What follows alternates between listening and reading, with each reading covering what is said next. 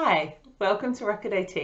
My name's Simone, and in today's video we're going to be discussing the importance of occupation in regards to regulation. If you haven't already, check out my videos on the introduction to the regulation rocket and also the introduction to occupation, because they'll give a bit of context for what we're about to talk about today. Before we get started, I just want to take a moment to define what it means when I mention regulation and occupation, because I know different people have different definitions for both words. So when I talk about regulation, I'm talking about the ability for an individual to be able to regulate their attention, their arousal, their thoughts, their feelings, and their behaviors in order to engage in an activity. An occupation for me is an activity that takes place within a context and is meaningful and purposeful to that individual. So by context, I mean a certain time and a certain place. Swimming is an activity, but going to swimming lessons on a Sunday morning is an occupation. So now that we have those definitions of occupation and regulation, why is it so important that we start with looking at an occupation when we're working on regulation development or regulation skills with an individual? The answer to that is that regulation looks so different depending on what occupation is that we're engaged in. So for example, I want you to contrast going to bed at night with playing in the grand final of whatever your chosen sport might be. When you go to bed at night, your attention, your emotional state, your arousal, your behavior, and your thoughts, you'd want them to be all dialed right down. You would want to be moving really slowly. You would want your brain to maybe be switched off rather than racing around with thoughts. You would want your arousal to be really low. You would want to not really be hyper attentive to any one particular thing. And you would just want to be in a really calm state. That's going to help you to engage in the occupation of sleeping.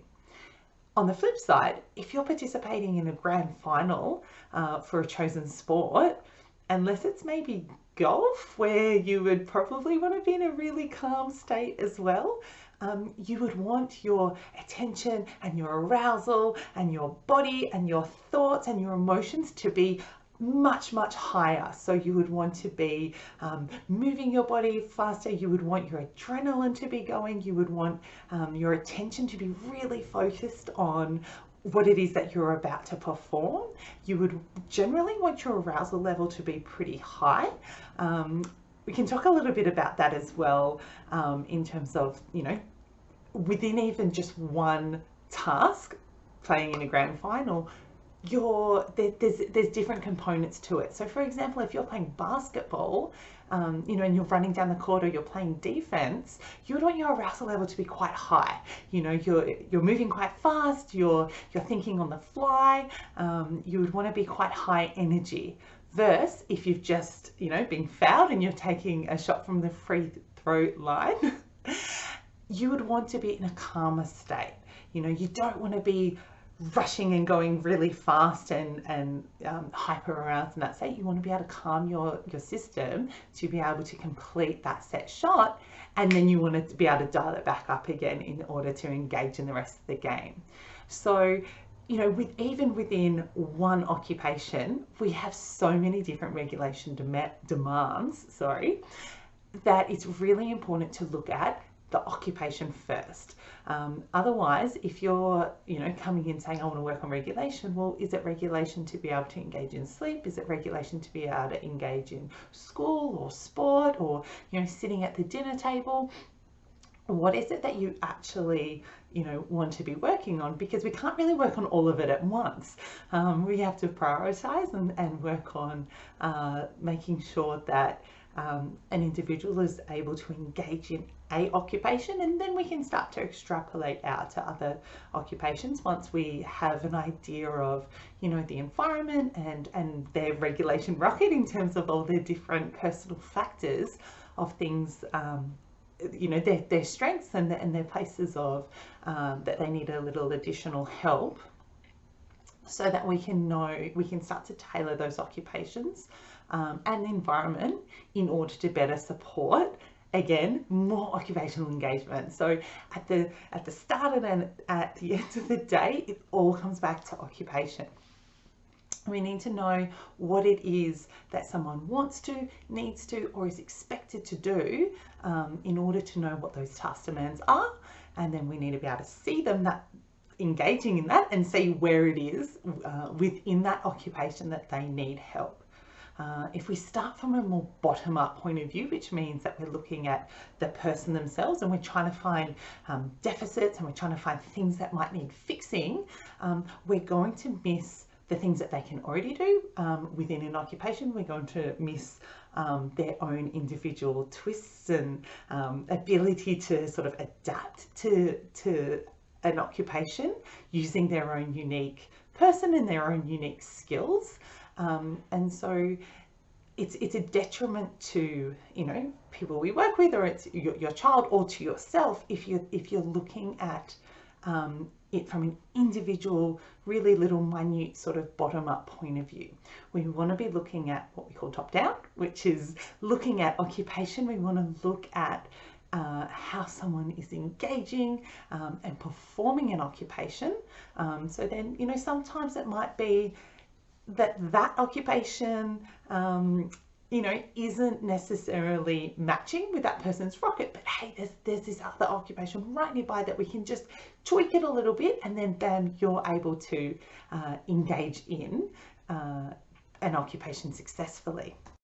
Some examples of this might be explicitly explaining something rather than relying on contextual or non-verbal cues for someone. It might be, you know, reducing a particular sensory input within the environment. You know, for example, turning the music down a little bit so that they can concentrate a little bit easier within a loud or busy environment.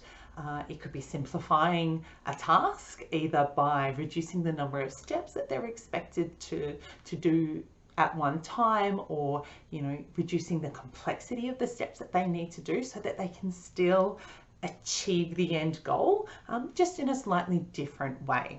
So I hope that's able to explain a bit better why occupation is so important to look at in regards to regulation.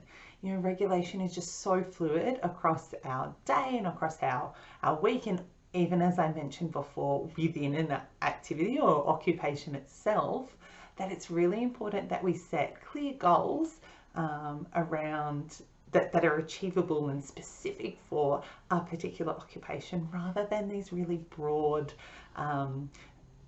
unachievable goals, because I really don't think that the goal of being able to self-regulate is achievable. I don't think any one of us, you know, adults, children, adolescents, anyone, no matter how old you are, I don't think we can ever truly self-regulate across all different environments, all different occupations.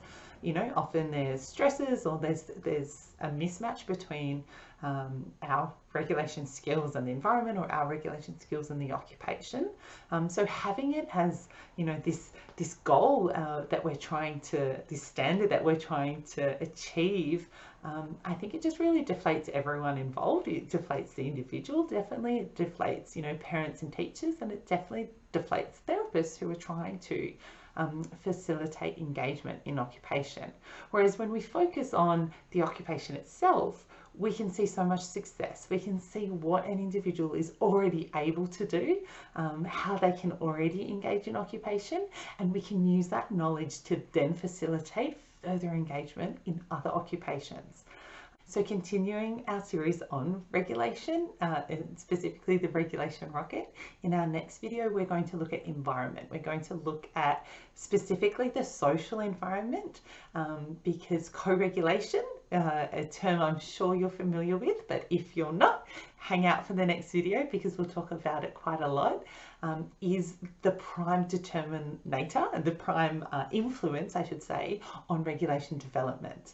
So stick around because I love talking about co-regulation. I think it is such a valid and valuable resource for us.